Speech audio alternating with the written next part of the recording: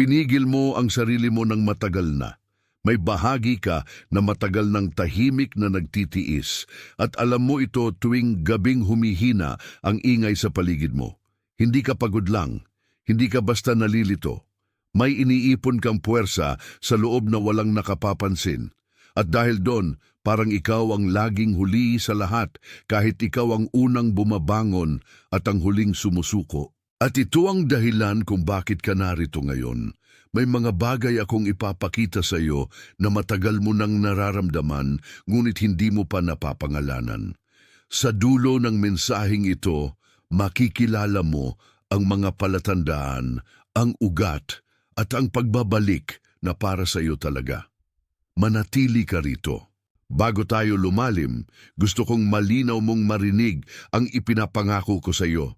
Makikilala mo ang mga tanda na paulit-ulit na lumalapit sa buhay mo at mauunawaan mo kung bakit hindi iyon aksidente. Mauunawaan mo ang isang pattern na tahimik na kumakain sa iyong kapayapaan. At may isang deklarasyon akong ihahayag sa dulo na hindi basta salita, kundi panandang tumama sa mismong lugar na matagal nang hinihintay na mapansin. Hindi ka nandito dahil nagkataon lamang. Ang mensaheng ito ay dumating sa iyo ng tila sakto dahil may bagay na sa loob mo ay nakarinig na bago pa man magsalita ang bibig mo. May mga gabi na tahimik ang lahat, ngunit ikaw ay hindi talaga natatahimik. May pagitan sa pagitan ng iyong dibdib at iyong isip na parang may hawak na tanong at kahit anong gawin mo, hindi iyon humuhupa. May mga araw na ginagawa mo ang tama, naglalakad ka ng maayos, ipinapakita mo ang lakas mo, at gayon pa man may pakiramdam kang may pintuang hindi pa rin bumubukas. Ang iba ay nagmamadali, ikaw ay nananatiling tumatayo. Ang iba ay basta nakakapasok. Ikaw ay parang nakatayo pa rin sa labas na may susi sa kamay, ngunit walang pihit na gumagana. At iyon ang masakit. Hindi dahil mahina ka, hindi dahil kulang ka, kundi dahil marami sa paligid mo ang nakikita lamang ang anyo mo, hindi ang bigat na tahimik mong binubuhat. Kung minsan napapansin kailangan mong maghanda ngayon. Naghanda ako ng eksklusibong material para sa mga nararamdamang inihiwalay para sa mas dakilang layunin, ngunit nabubuhay na napapaligiran ng ingay, mga abala at mental overload. Ito ay isang 30 araw na paglalakbay na magbabago sa iyong buhay. Isang ginagabayang landas upang protektahan ang iyong isipan at maghanda sa darating na may pang-araw-araw na pagsasanay sa focus, limitasyon at disiplina. Itigil mo na ang pakikipag-usap sa ingay. Matutunan mong tukuyin ang mga abala bago kanila kontrolin at palakasin ang iyong isipan. Available din sa immersive audio version. Mahigit 10,000 mambabasa na ang nagbago ng kanilang buhay sa pamamagitan ng 30 araw na paglalakbay. Libu-libong tao na ang nagsimula sa pagbabagong ito, mga taong tulad mo na pagod na sa pamumuhay sa ulap, mga ordinaryong taong nagdesisyon nang ihinto ang pagtanggap sa mental chaos. Samantalahin ang limitadong panahon na alok na ito sa buwan lamang na ito. I-access ang iyong link sa ibaba mismo sa itaas ng mga komento. mo na kahit sa gitna ng maraming tao, may puwang sa loob mo na hindi napupuno ng usapan, ng paliwanag o ng mga pangakong madaling binibitawan. Parang may isang bahagi sa iyo na laging nagsasabing may kulang pa, may mas malalim pa, may hindi pa nasasabi. Sa mga ganoong sandali, nararamdaman mo sa katawan mo ang kabigatan sa balikat, ang paninikip sa dibdib, ang bigat sa batok, na para bang ang loob mo mismo ang unang nakakaramdam bago pa man maunawaan ng isip mo. At kadalasan, ang sinasabi mo sa sarili mo ay simple lamang pero mabigat. Bakit parang ako lang ang hindi gumagalaw? Bakit parang ako lang ang naiwan? Bakit parang ang lahat ay may patutunguhan? Samantalang ako ay parang nasa pagitan pa rin ng simula at dulo. Hindi ko sinasabing mali ang pakiramdam mo. Sinasabi ko na totoo ang dinadala mo. At dahil totoo ito, nararapat lamang na mapakinggan mo ang kahulugan nito hanggang sa dulo. May 4 na palatandaan na karaniwang lumalabas kapag ang isang tao ay nasa ganitong panahon. Una, Napapansin mong may mga pagkakataong nagigising ka sa parehong oras ng paulit-ulit. Parang may tumatawag sa gitna ng gabi kahit wala namang tunog sa silid. Pangalawa, may mga alon ng emosyon na dumarating ng walang malinaw na dahilan at minsan mismong sa gitna ng ordinaryong araw ay bigla kang napapahinto dahil ang puso mo ay parang may naaapektuhang hindi mo makita. Pangatlo, may mga usapan noong nakaraan na dati mong pinanghawakan. Ngunit ngayon ay bigla na lamang parang tuyo, malabo, at hindi na kayang magbigay ng dating bigat o dating aliw. Para kang nakikinig sa isang pahinang dati mong kabisado, ngunit ngayon ay may pagitan na sa bawat salita. Pang-apat, napapansin mo ang mga pag-uulit ng numero, oras, singsing ng pangyayari at magkakaparehong paalala na sumasabay sa pagdaan ng araw mo. Minsan sa resibo, minsan sa orasan, minsan sa pangalan, minsan sa maliit na detalyeng paulit-ulit na sumusulpot sa harap mo, na para bang may gustong magsabi, tingnan mo ako ng mas mabuti. At ang totoo, hindi ito basta kaguluhan. Hindi ito simpleng kababalaghan ng isip. Ang mga tanda ay hindi laging problema. Madalas, ang mga tanda ay pagbibigay alam na may pagbabago ng nagaganap sa loob mo kahit hindi pa iyon handang ipaliwanag ng salita. Kapag ang loob mo ay nagsisimulang mag-iba ng tindig, una munang lumalabas ang mga palatandaan. Kapag may lumang balat ng nalalagas, una munang kumikirot ang gilid. Kapag may bagong direksyon ng dumarating, minsan ang dating katahimikan ay nagiging mas malinaw at mas matalim. Kaya kung napansin mong hindi ka na komportabling manatili sa mga lumang sagot, hindi iyon dahil nawawala ka. Iyon ay dahil pumapasok ka sa mas matapat na pagdinig sa sarili mo. At ang mas matapat na pagdinig ay laging nagsisimula sa pangamba bago pa man ito maging kapayapaan. Huminga ka muna ng dahan-dahan kasama ko. Huwag mong ipagkait sa sarili mo ang katahimikang ito. Hayaan mong lumapag ang lahat ng narinig mo sa bahaging matagal ng pagod sa pakikinig ng mag-isa. Kung may isa man sa mga palatandaan na iyon ang tumama sa iyo, kung may oras sa gabi, alon ng damdamin o pag-uulit ng numero na biglang bumagsak sa iyong dibdib habang binabasa mo ito, i-type mo ang numerong 888 sa mga komento. Ang 888 ay tanda ng pag-apaw ng biyayang pumupuno sa dating butas. I-type mo ang 888 saka ka bumalik agad sa akin. At ngayon, pakinggan mo ito ng mas malalim. Sa likod ng mga tanda na iyon ay may iisang pattern lamang na matagal nang nag-uulit sa buhay mo. Hindi ito hiwa-hiwalay na pagkabigo. Hindi ito magkakahiwalay na aksidente. Ang paulit-ulit na anyo ng iyong pagod, ang paulit-ulit na pakiramdam ng pagkaantala, ang paulit-ulit na pagpasok mo sa mga sitwasyong nagbibigay ng pangako ngunit hindi nagbibigay ng puwang, lahat ng iyon ay may iisang ugat. Ang pattern na ito ay ang tahimik na paniniwala na kailangan mong patunayan muna ang halaga mo bago ka tanggapin ng buhay. Na kailangan mong magdala ng higit, magtiis ng higit, umunawa ng higit, at maghintay ng mas matagal kaysa sa iba bago ka payagang makalapit sa ipinagdarasal mo. At kapag ang isang tao ay nagsimulang maniwala na ang pagdating ay dapat munang paghirapan ng sobra, ang puso ay nagiging sanay sa paghintay kahit na hindi na iyon ang hinihingi sa kanya. Ang katawan ay natutong maghintay. Ang isip ay natutong maghintay. Ang iyong buong pagkatao ay minsang natutong manahimik sa harap ng pintong dapat sanay binubuksan na. Kaya mo nararamdaman na parang ikaw ang laging humahabol. Kaya mo nararamdaman na parang may isang bahagi ng buhay na laging naiiwan. Kaya mo nararamdaman na parang kahit gumagawa ka na ng tama, may isang mas lumang batas na humihila sa iyo pabalik sa kakulangan. Ngunit gusto kong makita mo ito ng malinaw. Hindi ka ipinanganak para makipag-away sa bawat pinto. Hindi ka ipinanganak para mabuhay sa paniniwalang ang lahat ay kailangang sapilitang pigain mula sa langit. May mga lumang paraan lang na natutunan ng iyong puso at ang mga iyon ay hindi pa rin ikaw. At ang kapalit na ibinibigay ng pattern na ito ay mabigat.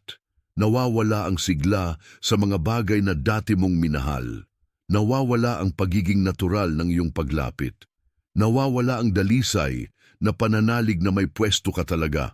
At napapalitan yon ng palaging pagbabantay, palaging pag-aayos, palaging paghingi ng paumanhin sa sarili mong pag-iral. Ngunit may mas malalim pa kaysa rito at ngayon dadalhin kita roon. Isipin mo ang isang puno sa gitna ng bakuran, matagal nang nakatanim doon, matagal nang hinahangin, matagal nang nalalantad sa araw, ngunit may bahagi ng katawan nito na hindi mo agad nakikita. Dahil ang nakikita ng lahat ay ang sanga, ang lilim, ang taas, ang katahimikan ng anyo. Ang hindi nila nakikita ay ang ugat na matagal nang nakabaon sa lupa, bumabalot, lumalalim at kumakapit sa isang pinanggalingang hindi na naaalala ng mga dumadaan. Ganyan ang nangyari sa iyo. May bahagi ng pagkatao mo na naging tulad ng ugat na iyon. Hindi ito naging sapilitan lamang. Ito ay naging paraan para mabuhay. May mga unang panahon sa buhay mo o sa paligid ng iyong buhay na nagturo sa iyo na ang pagtahimik ay kaligtasan, na ang pagbabantay ay kapayapaan, na ang pag-urong ay mas ligtas kaysa sa pag-abot.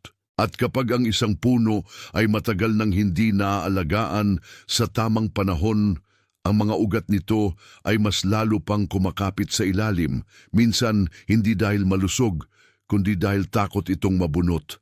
Kaya ang labas ay maaaring mukhang maayos, ngunit sa loob ay may luma ng pag-igting na hindi na tumitigil, isang permanenteng paghila na hindi mo alam kung saan nanggagaling. Maaaring may sinabi sa iyo noon na hindi mo dapat asahan ng madaling pagdating. Maaaring may ipinakita sa iyo ang buhay na kailangan mong maging matatag bago ka pahintulutang mangarap. Maaaring may mga taong malapit sa iyo na hindi man direktang nagsalita, ngunit sa kanilang pagtingin, sa kanilang katahimikan, sa kanilang mga pag-iwas, natutunan mong ibaba ang iyong boses. At doon nagsimula ang pagkaputol, hindi sa isang malaking sigaw, kundi sa paulit-ulit na pagkatuto na huwag magpakita ng lubos. Huwag umasa ng lubos. Huwag umasa na may darating na mag-aalaga sa iyo ng buo. Kaya ang boses mo ay naging maingat, ang hiling mo ay naging maikli, ang pananalig mo ay naging palihim, at ang isa sa mga pinakamalungkot na nangyari ay ito, natutunan mong tawagin ang sarili mong pag-iingat na karunungan, kahit ang totoo ay pagod na pag-iingat lamang pala ito. Ngunit ang ugat ay hindi kaaway.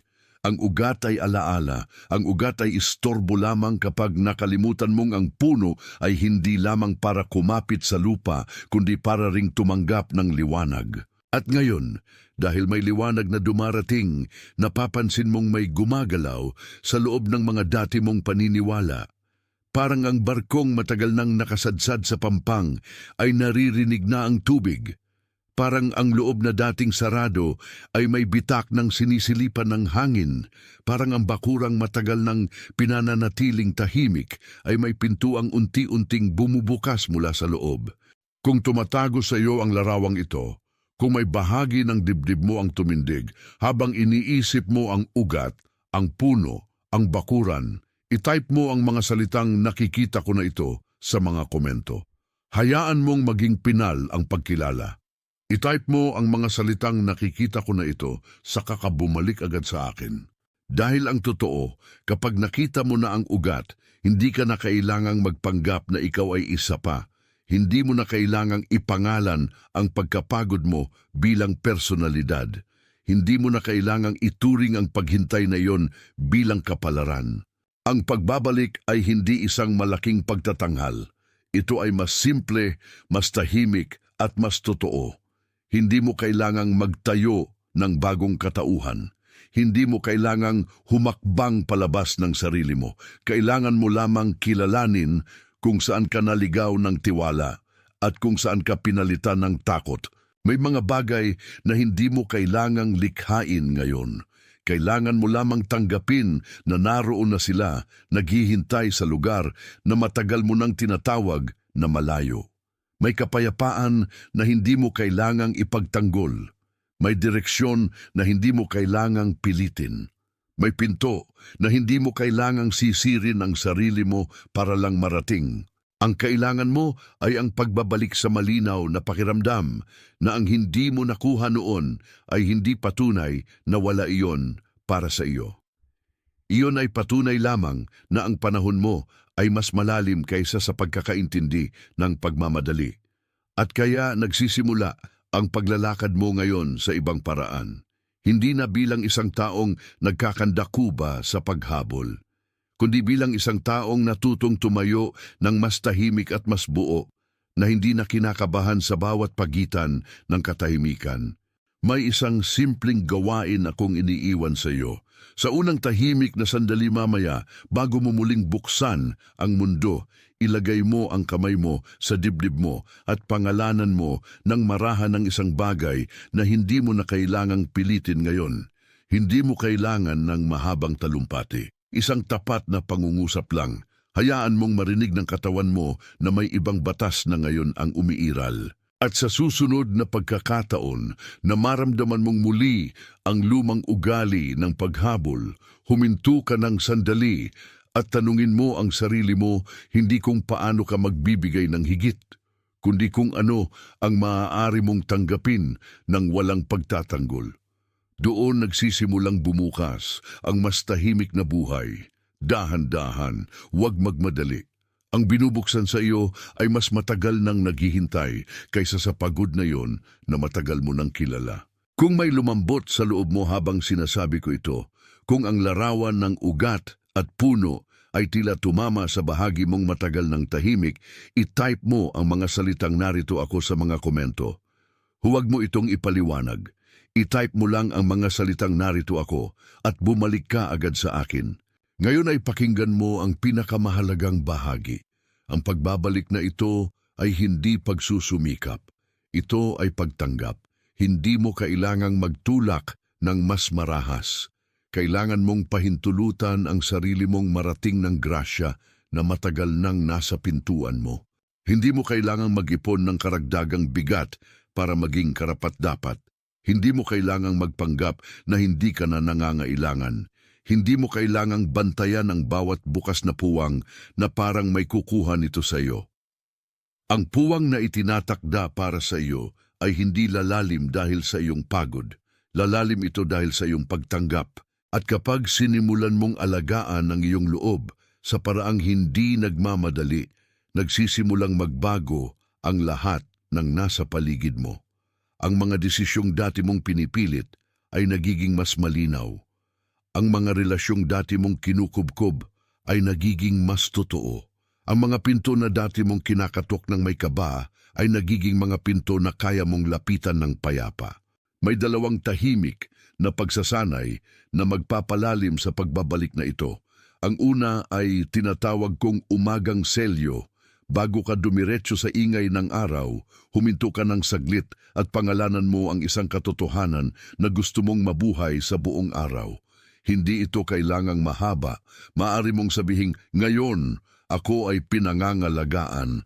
Ngayon ako ay may pwesto. Ngayon, hindi ko kailangang magmamadali sa kung ano ang para sa akin. Ang layunin nito ay hindi kontrolin ang araw. Ang layunin nito ay alalahanin ang wastong posisyon ng puso mo bago pa man makialam ang lumang takot. Kapag ginawa mo ito ng tapat, hindi ka na unang sinasapawan ng dating ugali.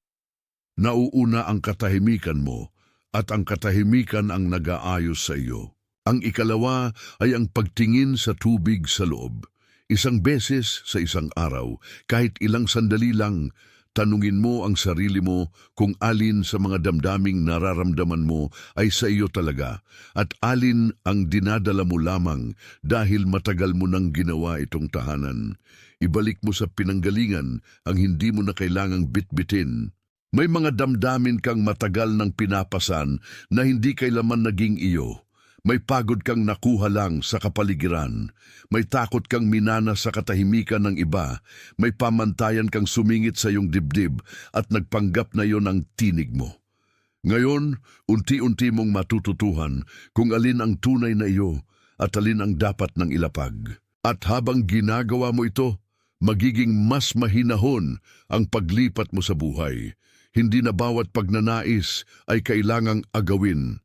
Hindi na bawat pagkakataon ay kailangang habulin na parang mawawala agad. Matututuhan mong maging tagapangalaga ng tumatanggap, hindi tagapilit ng nawawala.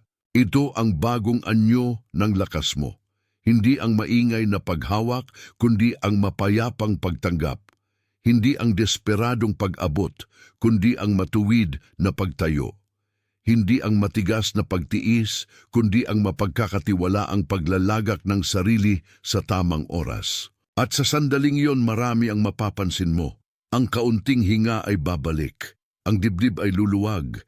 Ang isip na dati ay laging nasa unahan ay babalik sa tamang pwesto. At malalaman mo na hindi ka kailangang mapunit para gumaling. Kailangan mo lang mapahintulutang umuwi. May papasok na pahiwatig dito na mas mahalaga pa kaysa sa lahat.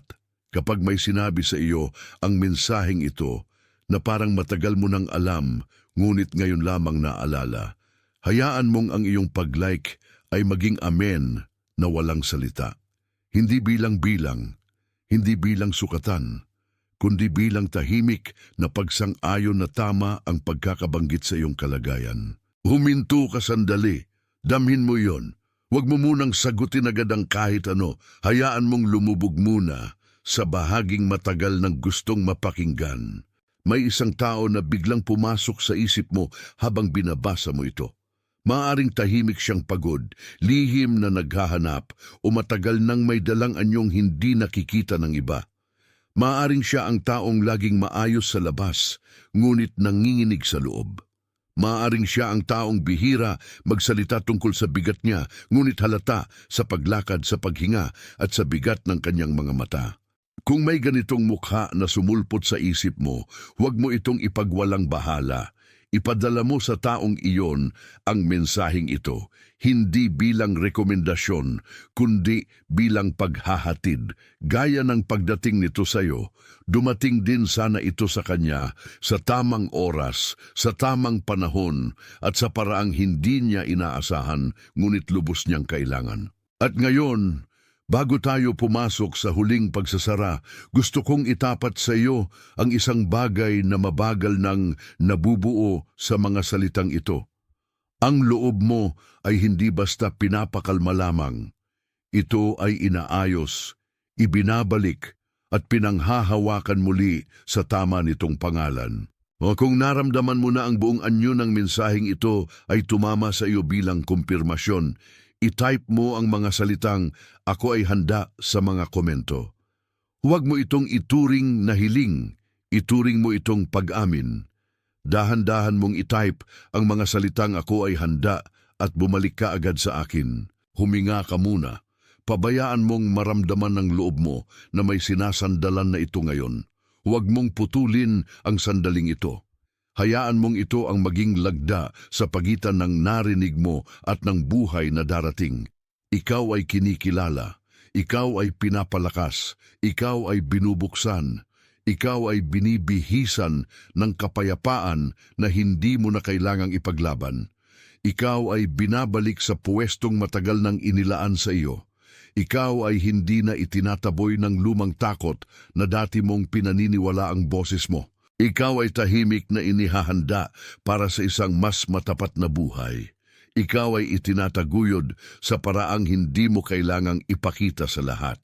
Ikaw ay pinahihintulutang tumigil sa paghabol at magsimulang tumanggap. Ngayon, sa lahat ng dako ng mundo, may iba ring nakaririnig ng parehong pagkilala sa sandaling ito. Hindi kayo hiwa-hiwalay sa dinadanas na ito. Bahagi kayo ng isang tahimik na pagbangon na hindi maingay, hindi palabas, ngunit tunay na tunay. At ang dahilan kung bakit ito totoo ay dahil narito ka, nakarinig, nakilala at tumayo sa loob ng mensaheng ito ng buo. Ang pinto ay hindi lang nagbubukas para sa iyo. Kinikilala ka nitong nararapat nang pumasok. Nakatakda na ang lahat. Você não entrou aqui por curiosidade. Você entrou porque a parte mais cansada de você já sabia que chegaria o momento em que alguém ia nomear o que vinha acontecendo por dentro. E eu vou nomear agora, com calma, para que nada em você precise se defender. O que foi chamado de atraso era apenas um tipo de maturação. O que foi chamado de silêncio era apenas um tipo de preparo. O que foi chamado de perda, em muitos momentos, era apenas a saída do que já não podia continuar sustentando a sua vida. Permita que isso desça devagar. Não apresse o que finalmente começou a ser reconhecido. Porque há uma diferença imensa entre ser abandonado e ser reposicionado. E você viveu tempo demais interpretando a sua travessia como rejeição quando, na verdade, havia algo mais profundo acontecendo em você. Algo que precisava encerrar um ciclo inteiro antes de abrir o próximo. Talvez ninguém tenha visto isso. Talvez você mesmo tenha se habituado a chamar de normal aquilo que sempre doeu. Mas a sua alma sabe quando um capítulo terminou, mesmo antes de o seu corpo conseguir admitir. E o fim de um capítulo quase sempre chega com o peso de uma porta que se fecha sem barulho. Por isso, esta conclusão não vem para encerrar você. Ela vem para confirmar o que já começou a acontecer no lugar mais íntimo do seu ser, onde nenhuma opinião externa consegue alcançar de verdade. Eu quero que você ouça isso sem pressa, como quem recebe água depois de atravessar um caminho muito seco. Há um tipo de cansaço que não pede mais explicação, só pede verdade. E a verdade, agora, é que a sua estação de falta não era o seu destino. Era um intervalo. E intervalos, por mais longos que sejam, não têm autoridade para definir a identidade de alguém. Você foi conduzido por um deserto que ensinou muito, mas não te nomeou corretamente. Ele te ensinou resistência, mas não era o seu nome. Ele te ensinou espera, mas não era o seu nome. Ele te ensinou a sobreviver com pouco, mas não era o seu nome, porque o seu nome sempre esteve mais perto de plenitude do que de escassez, mais perto de chegada do que de ausência, mais perto de confirmação do que de negação. Deixa eu dizer isso de outro modo, com a delicadeza que o seu coração merece. O que ficou para trás não era pequeno demais para você. Era pequeno demais para sustentar quem você está se tornando. E é por isso que o desconforto cresceu. É por isso que a antiga medida deixou de caber. É por isso que as respostas fáceis começaram a soar vazias. Quando a verdade começa a amadurecer em você, aquilo que antes parecia suficiente passa a parecer estreito. Não se assuste com essa sensação. Não a tome como falha. Ela é sinal de ampliação. Há momentos em que a alma não quer mais sobreviver no mesmo formato. Ela quer respirar de novo. Ela quer andar sem o peso de uma antiga sentença. Ela quer parar de negociar com a limitação como se limitação fosse lei. E quando essa hora chega, tudo dentro de você começa a empurrar na direção da saída. Talvez por isso alguns dias tenham parecido estranhos. Talvez por isso algumas conversas tenham perdido o brilho. Talvez por isso algumas expectativas tenham desmoronado sem pedir licença. Não era tudo ruína. Muito do que caiu porque já não podia acompanhar a verdade que estava se levantando em você. Há uma coragem silenciosa nisso. Uma coragem que não grita, não faz espetáculo, não precisa convencer ninguém. Ela apenas continua. Ela apenas avança. Ela apenas permanece de pé enquanto o velho mapa se dissolve. E eu preciso te lembrar de algo que talvez você tenha esquecido na maré de tantas decepções. Você não foi criado para viver encostado em migalhas emocionais, nem para chamar de destino aquilo que só era escassez repetida com outro nome. A sua vida não termina onde a falta parecia vencer. A sua vida começa exatamente quando você para de concordar com a mentira de que isso era tudo o que haveria. Há uma linhagem nova se formando em você, uma postura nova, uma maneira nova de permanecer diante do mundo sem implorar pelo que já é seu, por direito de passagem. E essa nova postura não nasce de arrogância, ela nasce de reconhecimento. Você começa a se reconhecer como alguém que já não precisa se diminuir para caber. E isso muda tudo. Muda a forma como você entra nas salas. Muda a forma como você escuta as vozes. Muda a forma como você percebe os atrasos. Muda a forma como você entende o tempo. Porque o tempo para você não foi punição, foi preparo. Não foi castigo, foi lapidação, não foi ausência de resposta. Foi a construção da sua resistência mais profunda, aquela que não depende de aplauso para continuar viva. E agora, quando você olha para trás, talvez perceba que o que mais feriu não foi apenas a falta, foi a repetição da falta. Foi o jeito como ela tentou se vestir de permanência. Foi a forma como ela quis convencer você de que o provisório era eterno. Mas não era. Nada que nasceu para te servir de lição tem o poder de se tornar prisão, a menos que você continue chamando de casa o que já virou corredor. Por isso, neste encerramento, eu estou te chamando para uma escolha interior que começa em silêncio. Parar de pedir permissão ao que já perdeu autoridade sobre você. Parar de esperar que a velha estação explique a nova aurora. Parar de medir a sua vida pelo que faltou e começar a reconhecê-la pelo que está chegando. Há algo em você que já sabe viver assim. Há algo em você que já começou a se alinhar com uma versão mais limpa da própria caminhada. E essa versão não se ajoelha diante da escassez. Ela aprende a caminhar com o coração aberto, mas sem esquecer a dignidade. É assim que a temporada de falta termina de verdade. Não quando tudo muda ao redor, mas quando algo inegociável muda dentro de você. Então receba esta virada como quem recebe uma chave antiga que finalmente encontrou a sua fechadura. Não force, não arranque, não discuta com o processo. Apenas permita que a porta que já te esperava reconheça a sua mão. Você já não está no mesmo lugar interior de antes. Mesmo que a paisagem ainda pareça parecida, a sua percepção mudou. E quando a percepção muda, o destino deixa de parecer uma ameaça e começa a parecer um caminho.